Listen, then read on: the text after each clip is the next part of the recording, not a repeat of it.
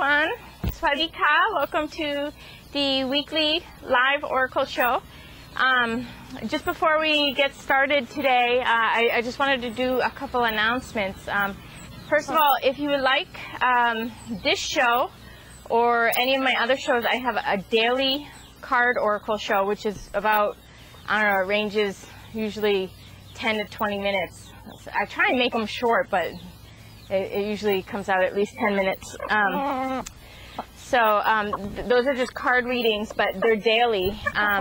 You can email me, and I can put you on the email list so you can get them directly in your inbox. I'm not posting those on Facebook. I am posting the weekly show and the monthly show on Facebook, but I think most people get them at weird times of day because I'm in Thailand, so most people don't even ever get to see it, so it gets lost in the big long list of Facebook stuff that goes up. So if you would like it directly in your inbox, I can do that. So just send me an email. All the information's below, and I can definitely put you on the email list.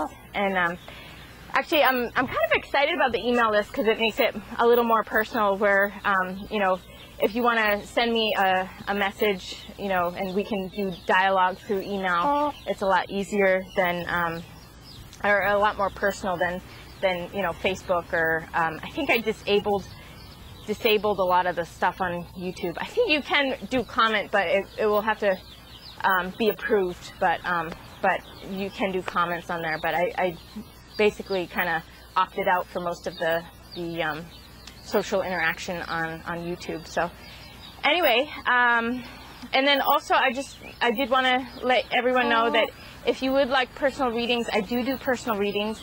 How I do it is I'll do it with the chickens, and I can also include oracle cards as well.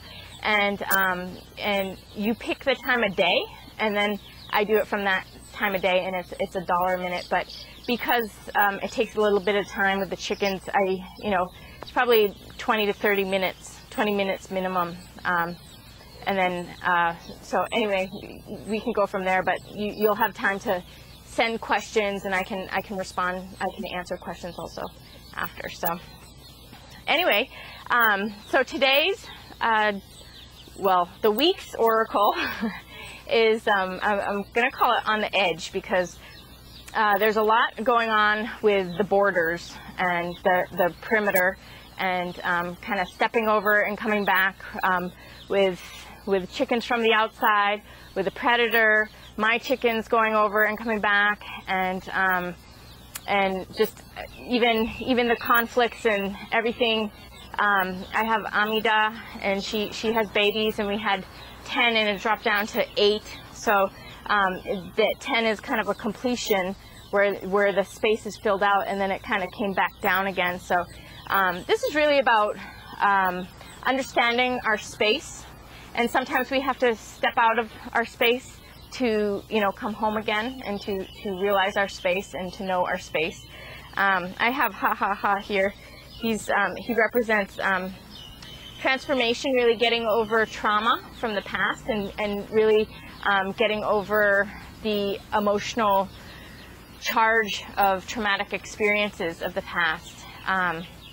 And right now he's not feeling well. He's on medicine, but because he's not feeling well, I think he's been picked on. I haven't really even seen it too much, but he ran away from home one day and went to the neighbors, and then the neighbors came to get me, and he was actually coming back on his own at that point anyway. But so that was his first escape. He ran away from home, and I gave him the TLC and told him, I'll make sure that he's okay, and make him feel better, and then I guess he went into the ditch the other day. I was throwing out stuff from the chicken coop in the ditch, and there's like this moat around the property, and I'm throwing it on him, and I realize he's down there. So then I had to go get him in this like muddy landslide, and then yesterday I went to do the show, and I was looking for him because I was going to have him start with me.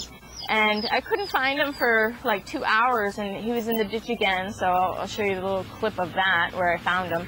But so he's been going to the perimeter, and since yesterday, I mean, I don't want to go fetch him out of this moat again. I mean, this is just like the last thing I want to do. So he's on special medicine, and he gets his own coop during the day, and he gets, you know, special feed and special attention, you know. So he just needed some extra things, and what he did was he went outside of our boundary. You know, it was like he gave me a wake-up call that things are not okay, and so he left, and then I called him back. You know, I mean, he came back on his own, but it's about you know, sometimes it's about figuring out where we belong. Do we belong in this circle or outside? And you know, he really wasn't feeling good, and wanted to leave, and you know, I love him, and you know, the other chickens are not that bad, but he's just not feeling that great. So and from his running away experiences, and you know, going into the ditch, I think he realizes that I'll do the extra stuff that we need to do to make him feel okay and make him feel better. So it is raining a little bit, so I'm going to take the camera out of the rain, and I'll come back. Hopefully it stops. Okay, well, it is off and on, so I guess I'll just do it on the porch, so if it's raining, that the camera's okay. So, but anyway, so yeah, so, you know, this whole thing about the border going over and coming back is really about kind of seeing who we are, and feeling it out within ourselves, and going outside of ourselves to know ourselves better.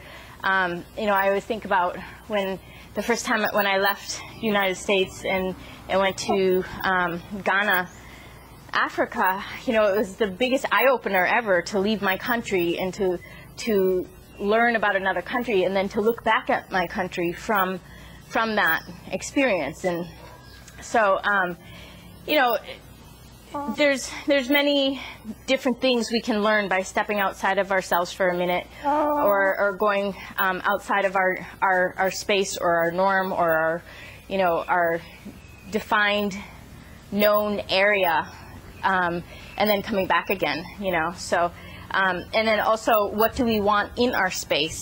I think with Amida, she dropped from the number 10, which is really a completed number, down to 8, which is because of a rainstorm. So, you know, there's some I don't know, external weather conditions, you know, like sadness, or experiences that we have that that might make us from a state of completion back down to kind of a soul-searching, or a defining state again, which is the number 8 is really defining. Do we have what we want in our space? Have we made our eternity, which, you know, we're all working on making our eternity? What do we want forever in our space? And then infinity. The 8 represents both eternity and infinity. And infinity is you know, the infinite amount of possibilities, the infinity, you know, it's like the infinite nature of things. So anything can exist. You know, I mean, we come onto this planet, we mix with a bunch of everything that is infinite, and now in our lifetime, and in our self-definition, in our cosmic definition, and our definition of our lives, is like we really need to figure out what belongs with us, what is really a part of us, what is you know, forever in our soul, in our essence, what matches our being, you know, what do we go with, and what advances us, and what is, you know, what is a part of us forever. So, and you know, I really think that we're kind of, we had to mix with everything, and then it's like we start from infinity, and we meet this person, this person, this person, this person. We have all this stuff, and then we start to narrow down and decide, is this the person are these the people who I'm meant to be surrounded by forever, or do I move on and find a new group of people?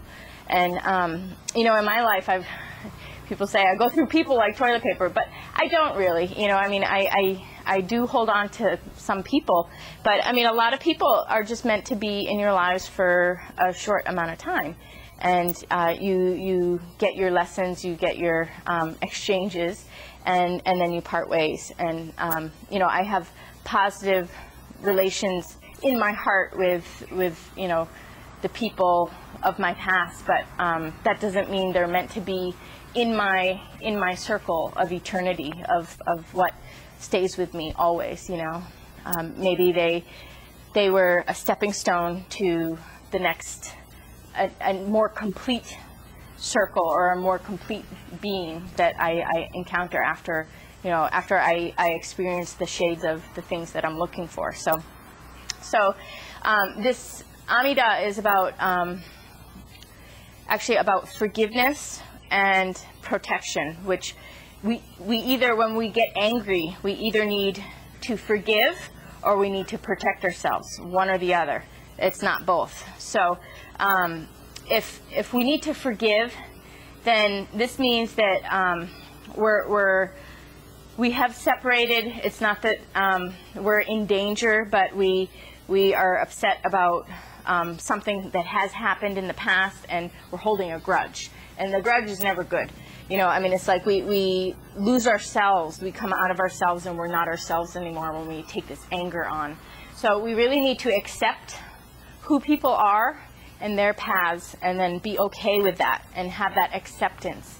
And you know, I always hear, I was so disappointed in them. I'm so disappointed. But it's not about being disappointed. It's about acknowledging and recognizing who a person is, and their needs and their limitations. And you know, a lot of times we are matched up with people in our lives temporarily who cannot meet our needs, and you know, they cannot provide for our expectations. So you know, people have their limitations, and then they have their desires and their passions and their needs. So it's like we really need to know the people around us and accept them for who they are, and allow them to be free in their life to have the life they want, and be okay with that, you know, and not come out of ourselves, to be ourselves, and allow them to, you know, go their own way if they need different lessons, or different you know, different working relationships. So and then the protection, if we need protection, we get angry when we're endangered, if somebody is endangering us. So this is another reason for anger. And sometimes it's difficult because we you know, maybe we're in a living situation that's dangerous, or a work situation, or some situation that we can't really leave right away. You know, maybe we're involved with a group of people, and you know, we're in danger with one person or something, and it's hard to leave the group. Or, you know, I mean, there's many reasons why when we're in danger and we get angry because of our endangerment, that we can't leave right away. But in these circumstances, it's like you just need to do as much as you can to separate from these people, to make yourself safe. The number one cure for safety, I mean, the number one way to make yourself is to separate. Even if someone's threatening your life, you need to separate, because if you stay there, then they're going to continue to, you know, go mad, or, you know, to threaten you. And the separation is usually the safest thing. And I mean, you might need to be pretty conscious about how you separate, or, you know, the mode of separation, you know, but really, ultimately, separation and leaving a life, leaving relationships is the number one thing you can do to protect yourself. But when you can't protect yourself, then you need to go to a third party, or you know, a third power, where either a person or an organization, or even publicizing things. You know, let people know about your situation. The number one thing you can do is let people know about your situation to make yourself safe. And it doesn't really matter what people, you know, their opinions. You know, I mean, you're getting your safety And if they have negative opinions on you needing safety, then you shouldn't care about that. You know, I mean, those people also have problems. You should be safe from those people too. So anyway, number one thing is, you know, get a third party for your safety after you separate. So separate as much as you can, get a third party. If you cannot get a third party, even if the third party doesn't work 100%, usually it can buffer it enough. Or just the recognition, you know, if a whole group of people know what's going on, you're safe. Even if they're not on your side, you're still safe, because now the awareness is out there. So also, you know, if you're still, like, you know, feeling really encroached upon, if you're still feeling very violated, you can use like a kind of a spiritual system for a third party. You can, you know, just put things aside, allow existence to deal with it. Don't take it into your own mind. Don't take it into your own heart. Number one thing you really need to do for your own life and your own happiness and your own movement forward and your own success and your own you know, fulfillment of everything you need is to keep a peaceful heart and a peaceful mind. So number one is peaceful heart and peaceful mind. You know, so whatever you need to do to get that peaceful heart and peaceful mind, allow whatever, you know, third power or third party to deal with your situation, and you know, keep it outside of you, keep it outside of your mind, keep it outside of your heart. You know, let the universe take it for you. Let the people around you who want to deal with this deal with it for you. You know, so so right now, Amida, I'm going to do a special reading with her to look at this, going from the number 10, which is completion, back down to 8, so we can kind of understand, get some advice and some guidance for creating our eternity and understanding what is just infinite outside of us, and really understanding how we are going to create our limits and our boundaries for our own personal eternal space. So, and then we'll also do the other reading just in general for the on the edge. That was what I was gonna name this video. So, okay, so all the other things on the edge. So speaking of anger and forgiveness and protection, we have had the dragon coming back a couple times. Lilo held it at bay on the edge of the property for a little while, until I realized that he was actually doing something other than getting girls' attention. You know, so I was like, oh, okay. And I went out there, and he had the dragon cornered. So I got rid of the dragon that day. Well, I scared it off, but then it came back again, and I saw it. It came near here, and I chased it off again. But really, I need to, it's about finding stronger means of protection. Really defining your boundary and getting maybe a little more aggressive. The only time I ever say that aggression is important and necessary is when you're being directly attacked. If you're being directly attacked, you got your right away. No one expects you to fall down and die. No one expects a murderer to come and stab you 100 times. You need to, protect yourself and jump into the moment. And that is probably the only time I would ever say, you need to be on your toes and match it. It's like the law of similars. You give it a little bit back. Somebody comes at you directly, you're there. So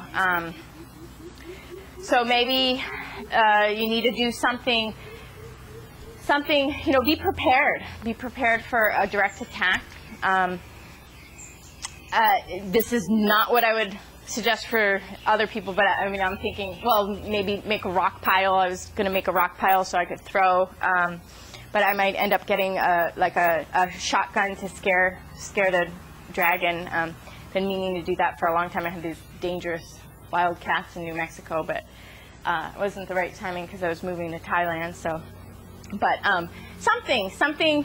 I think the number one way I normally protect myself in life is through my communication. You know, someone attacks me, and I usually wipe them out right away. So anyway, but I don't do that unless I'm being directly attacked. So it's really like you reserve yourself and conserve your energy, and you maintain your peaceful state at all times unless there's a need to protect, unless there's a need to hold that space, you know, to make sure that entity does not enter, you know, whatever that is, whatever life force wants to invade your boundaries and, you know, come into your space. And that's the moment that you need to, you know, meet the pressure and greet, you know, usually you just do exactly the same and keep the whatever on the boundary, you know, keep them outside of your space. So then we have, let's see, who else? Oh, we have two newcomers to the flock. We have this one girl who came on her own, and she actually is more timid than another one that was brought by a neighbor. A neighbor brought us a chicken, and the chicken adjusted right away and has been going into the chicken house to sleep at night, no problem. The one who came on its own is a little more timid, and it's been sleeping in the tree at night. It did go in one night after a couple horrible rainy nights. It did go into the chicken house, and it gets along with everybody, but it's still, it's a little timid. It's a little uncomfortable. So this is about you know, new things coming into our lives, and when something is kind of offered or structured where it is kind of guided by other people or, you know, by life into your life, then it's usually just an easy flow and it comes right away. But if something's coming on its own and nobody knew it was coming and it just kind of finds you and comes on its own, usually in that situation there is a little more hesitation, a little more timidness, you know, a little more uncertainty, a little more discomfort, you know. So anyway, I'm sure she did go in one night, so I'm sure she'll warm up and eventually end up coming into the coop at night, especially since rainy season is going to pick up. But anyway, so that's what's going on. We got two new things coming into our home, coming into our heart, you know. So that's nice. And then we have one chicken that he has an eye problem. He has foul pox, but it's really contained just in his eye. So I'm having to clean his eye every day, and it's like when you don't, you know, something's not safe, but it's like I need to protect his eye. So I'm trying to do what I can to clean this out. I can't have it go through the tear duct and into his body because it could kill him. So every day I started with Q-tip, and I realized the Q-tip is not it's not working quite as well. I'm gonna check on the camera 1 second because okay, it looks, I guess it was still on amazingly. So yeah, you can come up. How are you feeling, baby? So anyway, yeah, what I realized is the metal tweezers are probably the safest thing that I can use, even though I can't believe I'm sticking these metal tweezers in his eye every day to extract this gunk from his eye.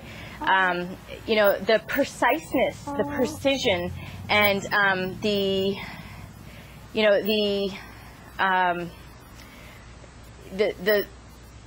I guess it's just about preciseness and precision, but the metal element, it's very, you know, cutting, and it's very it's a lot more powerful than just a soft a soft little Q-tip. So the way I understand the eye is that, so Sasquatch represents something that is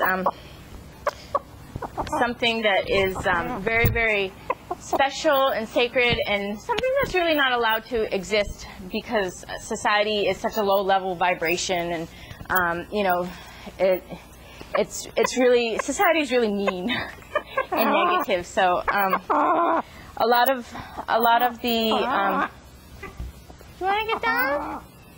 Can you get down? Okay. A lot of the negativity and kind of judgment and yeah, I mean just the mean nastiness of society. The kind of, a lot of people, the jealousy and the inferiority complexes, you know, really come out, and anything really special and sacred or intelligent or beautiful is really trashed, basically, on planet Earth. It really can't exist without getting trashed. So everything beautiful, intelligent, and sacred is usually attacked. I don't know, some people claim, you know, these higher ups, they claim, well, if you have a really high vibration, this stuff doesn't come into your space. But honestly, then I hear them talking about getting attacked also. So, I mean, in my experience, it's like, you know, the brighter the light, the more the abuse. And I've seen this over and over again with other people. And so anyway, Sasquatch represents something very beautiful and sacred and special and intelligent and you know, good-hearted. And you know, even though something is so kind of evolved, doesn't mean that it can always see everything perfectly. Not, you know, even though it might have good intention and it might have good methodology, you know, it might, I mean, I really do feel that I do everything with scientific method, where I don't assume anything, and I really suspend belief, and I assume that I have no idea what's going on. Even though something appears some way, I know all these people really want me to see it one way, and that they're trying very hard to make it appear that way. So I'm not going to buy into that illusion, because I see how the mass illusions are. But I'm influenced by it. I definitely, I can't ignore it, you know. I mean, I can't deny that this reality is being presented. But before I bank on it and act in terms of that being the reality, I really wait for, you know, the evidence to present itself. So, and sometimes that's very, very hard to get that evidence to present itself. It's very difficult to see clearly. So Sasquatch here, he cannot see out of his right eye. And yeah, it's his right eye, so it has to do with his left brain, his analytical, his discernment, his, like, basically his brain function. It's, you know, he might feel and sense things right, but he's not able to really see exactly what's going on here. And so in this situation, it's like, you know, to communicate from my side of things, how am I going to work on this eye is, you know, how do you work with vision that is from a, you know, beautiful, wonderful person who can't quite see things clearly. And it's about being very precise and, you know, paying attention to your values, sticking to what is most important to talk about, values. And what I find is some of this stuff is ready to go. Some of it I can just pull right out and I get a big clump. Other things cannot, it's not ready. So I'm not going to mess with that stuff, because otherwise I will definitely mess his eye up. I will make his eye bleed. I mean, I've seen this before with this disease on other parts of the body, and you cannot pull these scabs off without tearing the tissue. So I cannot touch what is not moving. Whatever is stuck, I'm not going to touch it. But whatever's ready to go, I'm going to precisely grab it and pull and get it out of there. And so this is a time where you get the go-ahead for talking from your heart, precise. You wanna talk about things that are valuable from your heart, and be very specific, and don't mess with anything that is stuck or not ready to go. Only things presenting. So if something presents itself, you have the go-ahead to talk. You have the go-ahead to precisely get that out, you know. So, and, you know, speaking is power. Like I said before, you know, that's the number one way to, if you're being attacked, to protect yourself, you talk. Speaking is your power. If someone tells you not to talk, then they're saying, make sure you have no power. We want you powerless. Don't talk. If you talk, you have power. Talking is power. And then many people abuse that power, and they use talking to be abusive to people. But I'm not saying, you know, I'm saying speak from the heart. Talking can save people. Speaking truth is you know, salvation. I mean, this is the most important thing we can do. I mean, we can send messages in our mind and our heart all we want, but really when it comes down to it, this world is not going to move forward until the conversation comes out of our mouth, until we actually have that interaction, that communication that we need to have with the people we need to have it with. Okay, so we did lose some of that filming, and I didn't realize I was in the dark for some of that, so sorry about that. But anyway, okay, I guess that was about it. I checked the video for chickens going in and out of borders, but we did have two fights break out. Both also kind of showing the concept of being on the edge, you know, about to do something, and you know, just hesitating on that edge, you know. One was that I had Magdalena, which she represents somebody who's really like oppressed and denied her social status. She's denied her personal relationships. She's denied her being. She's denied her motherhood. She's denied in all the things she's probably number one in the world on. You know, she's top alpha female in all of these things, and it's like she's framed and blamed, and you know, she's treated as if she's exactly opposite of who she truly is.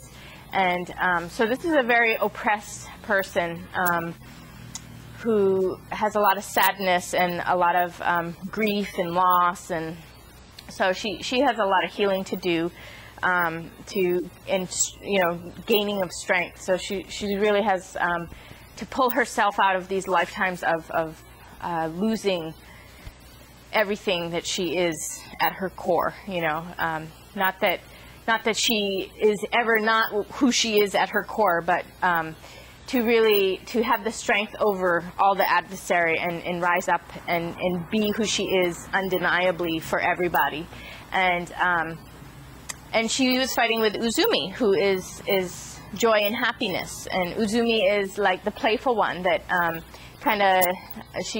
Uzumi is the one who gets the sun goddess to come out of the cave by dancing and, you know, you know, entertaining flirtatiously, like, you know, drawing out the sun, you know. So it's really like playfulness and happiness and the inner child, Uzumi. And so she, it's almost like for Magdalena really to come to life, to step into her power in life, for her to you know, take her position in the world, and you know, get everything that she deserves, and you know, take her rightful place for you know, society and love and motherhood and all of this stuff. She really needs to have that happiness, that joy, that playfulness. You know, that's the number one way things manifest, is really through the heart and the state of being. So they had a conflict, they had a fight. So it's really about getting out of the sadness, getting out of the mourning, getting out of the grieving, and getting into that light, playful state. You know, that happiness. So. And then everything starts to move, and really everything takes off, you know. So that's a necessary thing to reclaim your life, to find that joy and that happiness, and to find that playful nature within yourself, and to express that playful nature. So so she's kind of on the edge of you know, coming into her own, but she needs to stop fighting with that you know, that sadness, and she needs to gain that joy and the happiness. And then we had Nung, who represents kind of like the Fool energy. He means ace, number one, ace, but ace is also the Fool, which is the one that just begins. You know, the Fool is the one that jumps into the new beginning. It's the beginning, but the talent and the, you know, the promise of, you know, adventure on the journey. And so Nung was actually fighting with Dandelion, which is make a wish. So it's like you really can't jump into a new life, or jump into a new endeavor, or jump into a new whatever you're about to jump into, you know, your new thing, until you really have that knowingness that your wish can be fulfilled. And you know, I find that it's better to not be so specific in your wishes. You know, don't think you know exactly what you want, and you know, try and get exactly what you want. But it's good to have a general feeling and a general knowingness that your wish will be there. So it's like you need to ask for the feeling. That's what it is. Again, all of this stuff has to do with embodying a feeling and knowing a feeling and banking on a feeling. So you have to know that if you jump, you will feel. You have to ask for what you want to feel. So you have to really kind of request a certain level of feeling, you know, a certain level of joy, a certain level of love, a certain level of acceptance, a certain level of vibration, you know, I mean, a certain level of standard where you know that you're going to be fulfilled and be really happy. So you need to just ask for the feeling that you want and know exactly the feeling. And you know what I always do? I like to leave it open and say, even better than, at least this, but I'll take even better. And, you know, a lot of times I'll get even better. So that, you know, it's just about before you make a jump, or before you start something, embody the feeling. Know the feeling that you want to make a part of you, to bring into you. So we don't have a conflict between the wish and the jump. We need that leap of faith. We need that faith to leap, but we need to be clear on what that is that we have faith in. So you know, feel that out. What do you need for a feeling, and then it's okay if you get more, but at least you know what the level of feeling that you need, and you know, feel secure in that before you take that leap. So and then the one last thing, I actually had to go to the border for a visa run in Thailand. We have to make a visa run every 3 months, and so I had to go to Malaysia, and I had to get a chicken sitter. And you know, just quickly on my trip, it was just a really quick trip down and back, and I was so happy to be back. It just really made me appreciate where I live here. Krabi is my home, and I love it here, and I love my home, and I love my town, and it was just so, you know, I was so grateful to have my home here, and you know that this was my home when I went away and came back. But as for the chicken sitter, he was on the edge the whole time. He is a guy from England who he has never really interacted with chickens before, ever. And, you know, I gave him like a day of training coming, you know, we tried to go over everything we could possibly think of for what he might possibly encounter. But anyway, he was just really uncertain with a lot of things. And then at one point he saw in the chicken house, and I know this kennel, he described the kennel and he said, I think you have a dead chicken. And I said, well, if it's dead, it would be really stiff. I mean, there shouldn't be, I mean, when you see a dead chicken, there's no doubt it's dead. If you see one lying down, it's not dead. It's like really stiff when it's dead. You know, I mean, there's no question a dead chicken. But if it's just sick, then it will be like lying there on its side. So he thought it was on its side. So I was like, oh, okay. Because there are sitting chickens in there. I had chickens sitting on eggs. And he said, no, I think it's on its side. And so I said, okay, well, if it's on its side, then that's not a normal sitting chicken, you know. So then I get a text a little while later. Actually, I don't think this is a chicken at all. I think there's some other animal in your chicken house. Should I close the kennel up? What should I do? Hurry home, you know. So he closed it up, and he didn't know, you know, what this thing was. It was just some furry animal, not a chicken. It was some furry animal, and then I'm thinking, well, it's probably a chicken because he'd know if it was, you know, a snake or a lizard, and we really don't have furry animals besides like cats around here, you know. So anyway, turns out it was my furry chicken, as I forgot to tell him I have some chickens with fur instead of feathers. It was just a furry chicken, and then he, you know, then he realized, okay, it's a chicken. So then anyway, he decided, well, it's not feeling well, so he'll bring it some food. So he, you know, brought her some room service, some, you know, food and water dish. So she got everything delivered to her, and so I come home and it's just Yeeky sitting there, and she's just sitting on eggs. She's been sitting on eggs for a while. So anyway, but he didn't know what he was looking at. So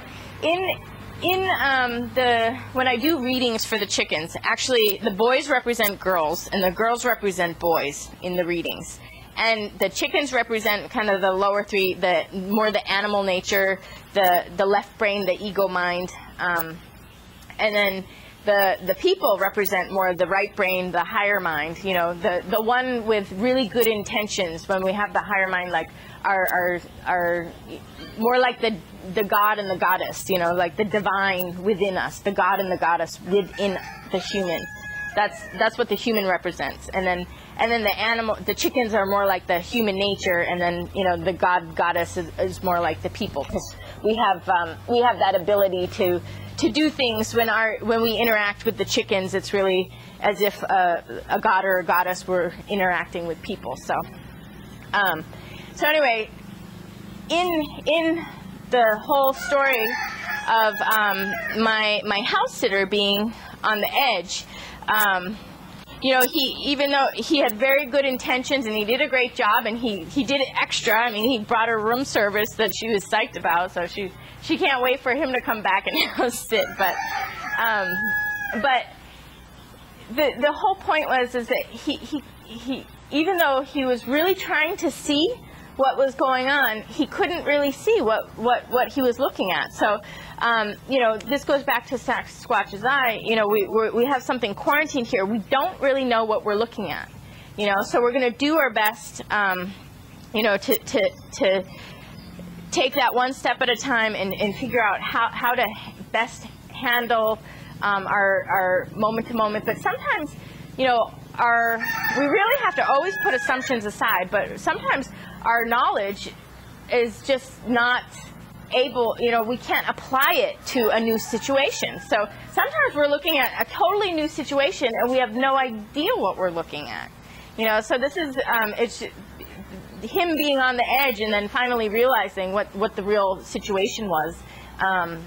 You know, it just further reiterates the fact that we really need to get our information, get our facts, know what we're looking at before we decide what is within our space and what is outside of our space.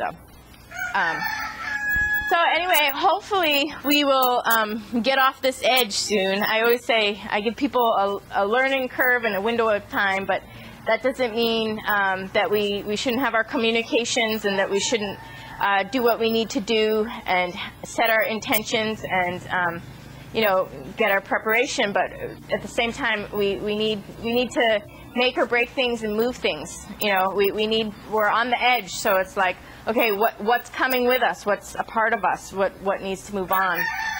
A lot of times, you know, I mean, the dynamics that are happening, it's not our fault. It's just, you know, we all are who we are, and there's certain dynamics that are set up in the world, and people are not to blame for, you know, what other people are doing. So, you know, sometimes how do we break out of patterns? How do we shift things? Sometimes it's about, you know, relating. For example, I was really getting burnt out on one-on-one work, especially in body work. But now I'm getting back into the readings, and it's the same type of work, but instead of working on the body and healing the mind, I'm working on the mind and healing the body. And it's just it's the different end of the spectrum, you know.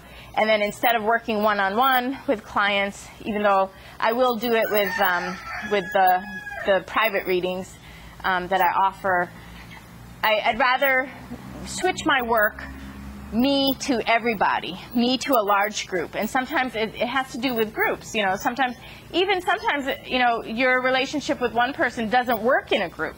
So it's like, okay, well, I can't have that group and know that person, so either you know, it's like, you know, what group are you relating to? Maybe you need to relate to a larger group. Maybe you need to relate to a smaller group. Maybe you need to go from a group to one-on-one. Maybe you need to go from one-on-one to a group. You know, just these things can change patterns and change dynamics, you know, because, you know, I don't think anything would have, if I continued to do body work, I would have been doing dealing with the same dynamics over and over and over again. That just wasn't going to change. But now that I'm putting myself out there, and maybe when I get my book published, and maybe when I'm, you know, people know me, and I have a different relationship where I am seen in my relationships to many, then all of a sudden the one-on-one relationships change. So, you know, your relationship with others change relationship with others. So it's like, you know, the more you change up your relationships with different people, the more your other relationships change. They're all interconnected. In fact, there's the weirdest phenomena. If there's a big group of people and two people, or if everybody picks two people in their mind silently, don't tell anyone, you pick two people in your mind, say there's 50 people in the room, and then you try and get equidistant, you all start to slow down at the same time, and everyone stops at the same time. Really bizarre. But it's because we're all connected, and this relationship with this person affects this relationship with this person. So all of your relationships are interconnected whether you realize it or not. So by changing this relationship, you change this relationship. And so that's what I'm saying is maybe the way I find to break out of patterns and dynamics that are chronic and continuing to go on and on is really to change. Okay, maybe you can't change that relationship, but change that one and that one and that one. Change every relationship you can. Maybe relate to more people, maybe relate to less people. And then you'll see that all the other relationships fall into place.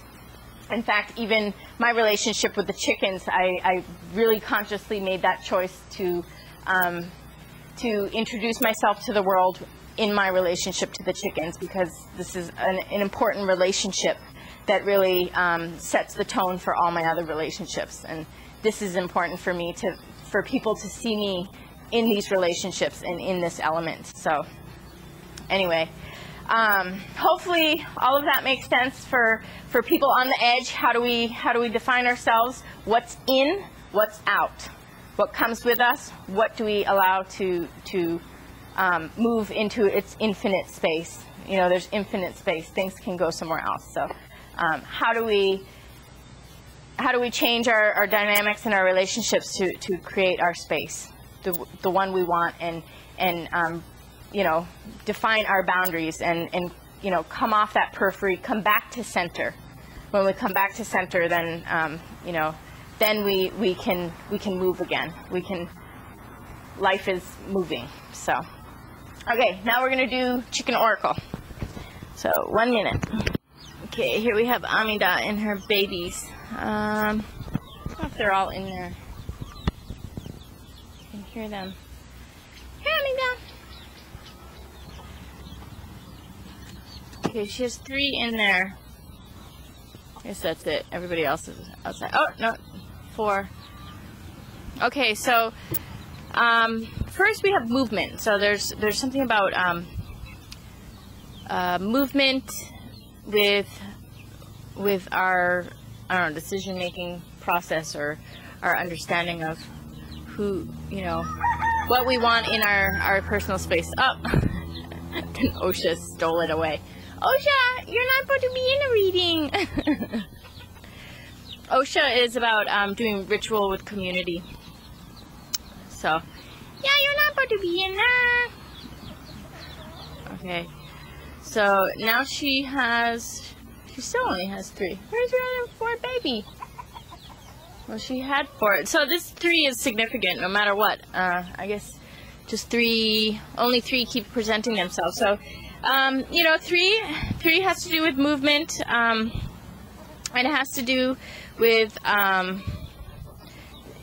really like the first form, because you go from, you know, a line to a triangle. So it's really first form, and it's about movement. So and it's also represents both. It's a symbol of both the god and the goddess, depending on if it's above or you know, upright or flipped around. If the point's at the top, it's the masculine movement. If it's the points at the bottom, it's a feminine movement. Here, we'll give Yiki some too, since she's... Yiki! Here! Oh, yeah.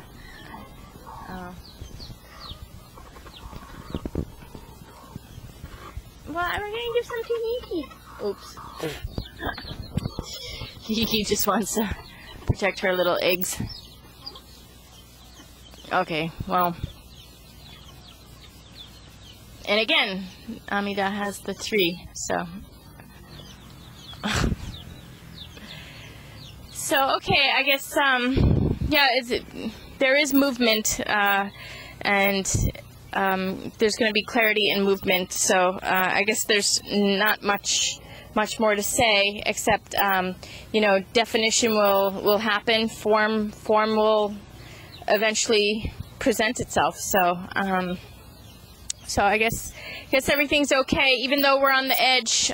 You know, we'll know what's in and out, and we'll you know, find ourselves again and make our space. So and then, you know, we come back to center. So then we can enjoy our space again. So yeah, it looks like things will be moving, and hopefully next week we'll have you know, a new set of things we're looking at here. So.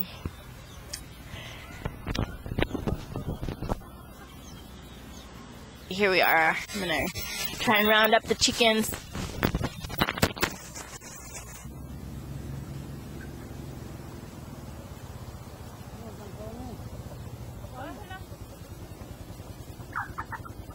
A chicken? Oh.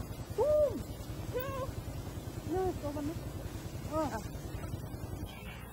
Okay, so sorry about that.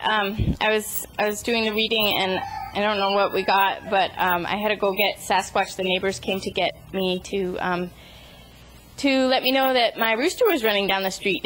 So I had to go get him from a little ways down the street.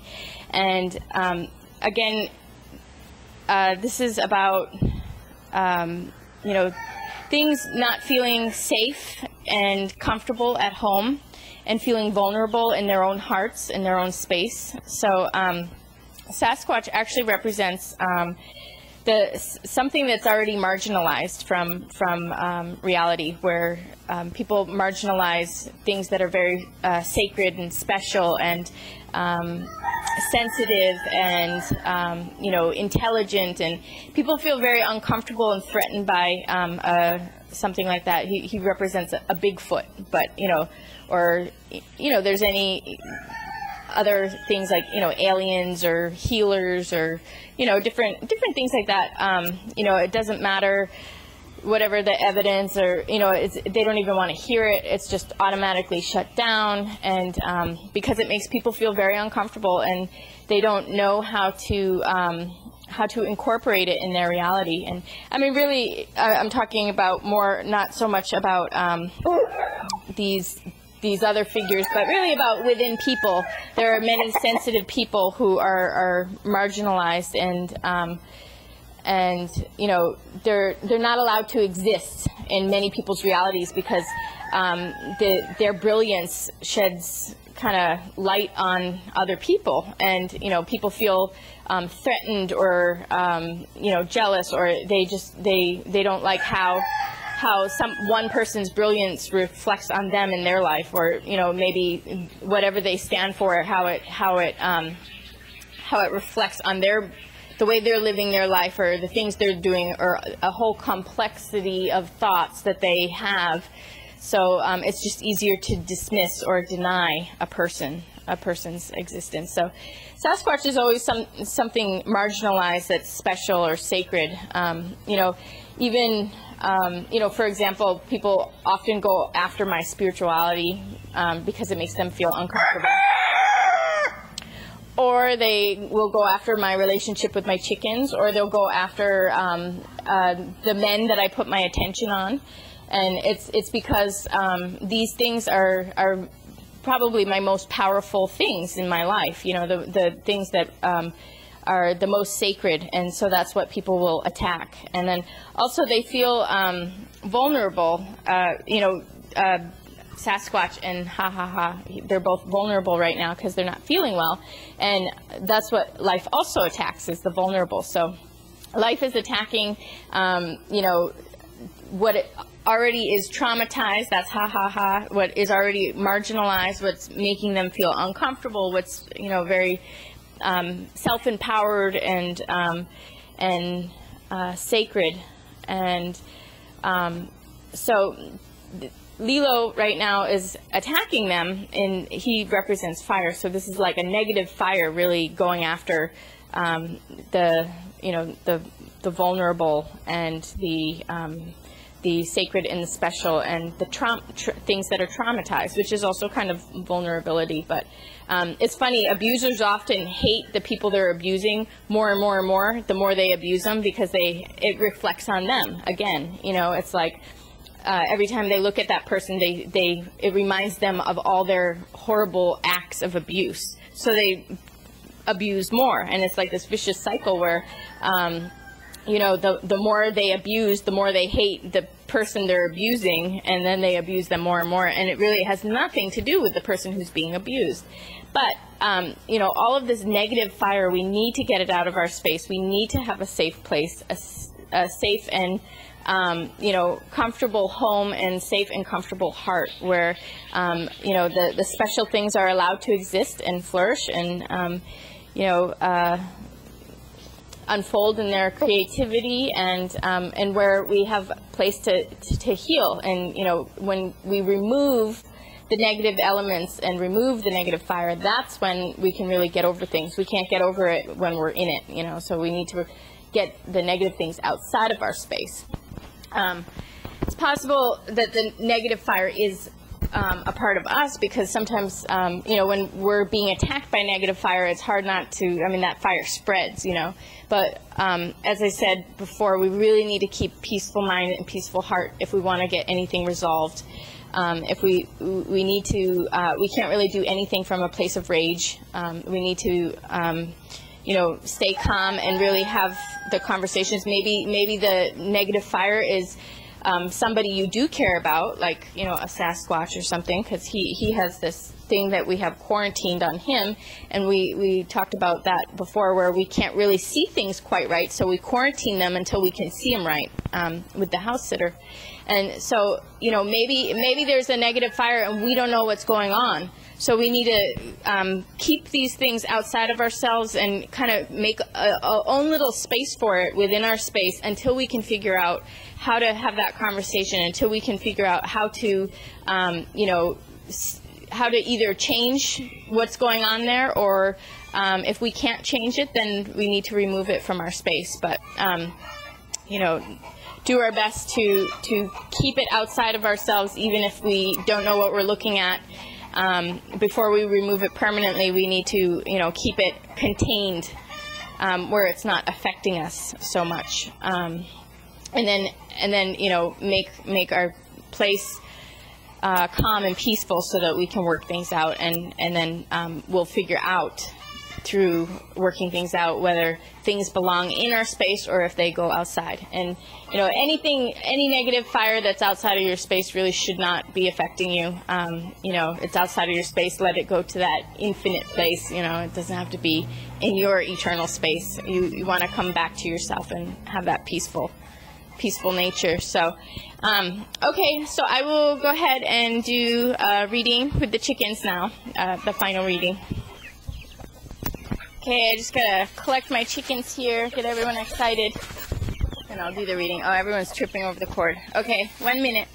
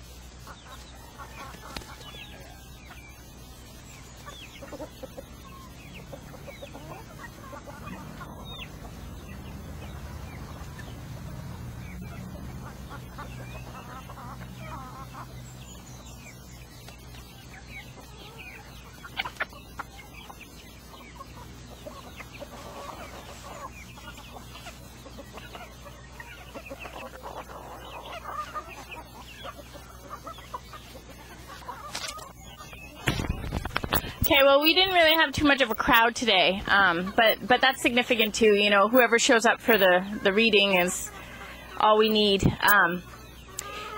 So Dandelion got it every time except for one time Uzumi got it. So it's really about making our wish, you know, setting our intentions. What do we really want? And then you know, making our space. We set our intentions, and Uzumi got it. So we need to be happy and make our happy home. And then when we're confident and we set our intentions and we know what we want, then we can jump forward in life and you know, keep moving on our path in a positive space, you know, with a sense of solidarity, you know, where we feel solid in ourselves and solid in our lives. And then when we you know, feel secure in our own space, then, you know, anything's possible, and also the happiness is a part of it. So I did also forget to mention in Amida's reading, the first one that we did, I don't know if you noticed, Mukalite was there, and that she represents a sacred space and a spiritual, like positive spiritual space and a sacred space. Mukalite is an Aboriginal